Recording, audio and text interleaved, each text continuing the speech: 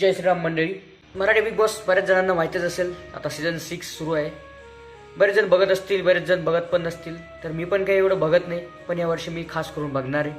तर त्याचं कारण असं मित्रांनो, आपल्या खानदेशातील जे सुपरस्टार आहेत, सिंगर सचिन कुमावत हे आपल्या बिग बॉसमध्ये एंट्री मारलेली आहे. त्यांचं पहिल्यांदा मी खूप मनापासून आभार करतो.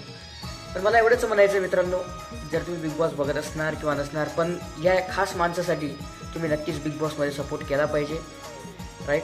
कारण आपल्या खानदेशचं नाव ज्या व्यक्तीने पूर्ण महाराष्ट्रात काय पूर्ण देशात फिरवलेलं आहे.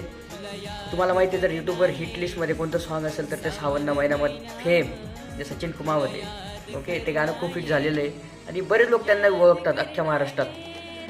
तर बघ, आपले जेवढे पण खानदेशचे बंधू भगिनी असतील त्यांनी नक्कीच हा सीझन बघितला पाहिजे आणि जेव्हा कधी वोटिंगची गरज येईल तेव्हा नक्कीच सचिन कुमावत यांना वोटिंग केलीच पाहिजे.